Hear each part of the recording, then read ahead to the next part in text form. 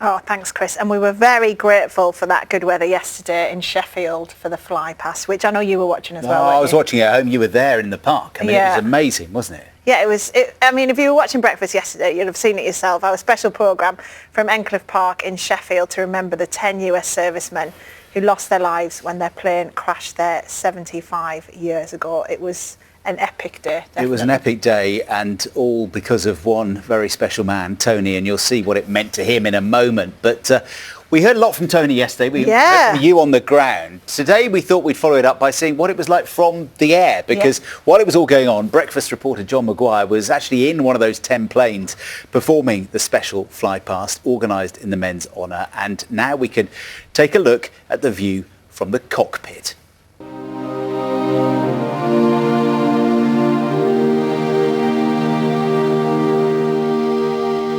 As dawn broke, the earlier warnings of fog evaporated and the crews from various bases prepared to come together as one to honour those who'd flown before them. The men of the Mi Amigo were about to take to the skies once more, in name at least, on the sides of the F15 Strike Eagle jets. And we were hitching a ride on a tanker. All the weather looks set fair. This is the aircraft we're going to be flying on. It's a mid-air refuelling aircraft. The crews are just doing their pre-flight checks before takeoff.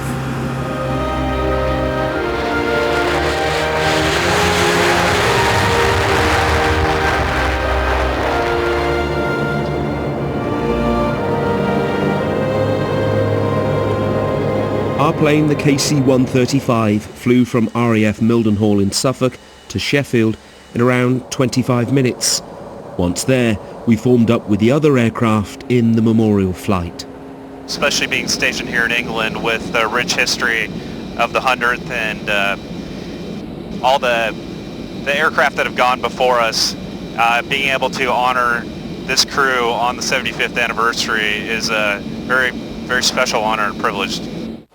We're right at the back underneath the aircraft. This is the position where the boom operator lies when they're lining up the boom for mid-air refueling. It's also a perfect place to get a bird's eye view of the crowds down below us in Endcliffe Park. As the numbers swelled below, they were clearly visible from the air, 2,000 feet above them. One of the F-15s lifted out from the formation. This is the missing man, to remember those lost in conflict.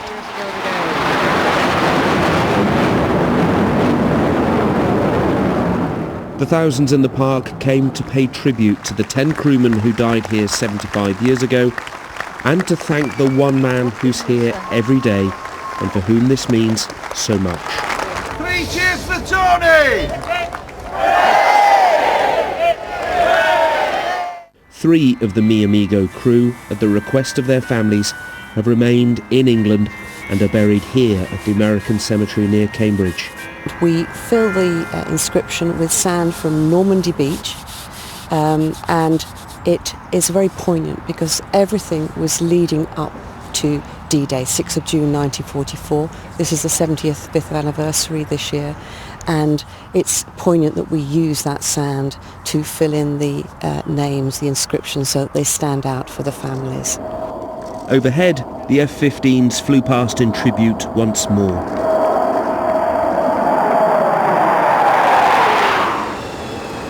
As the crews arrived safe and sound back at base, there was time to reflect on a significant day. It was absolutely phenomenal. It really was. Everything was like absolute clockwork today. We hit our timing within a second, which is amazing, right? As an air crew, you'd like to be on time. You know, to be able to honor Tony, Sheffield, and the community, to be able to give back in just a very small way. We're very grateful, very honored, very humbled to be able to do this.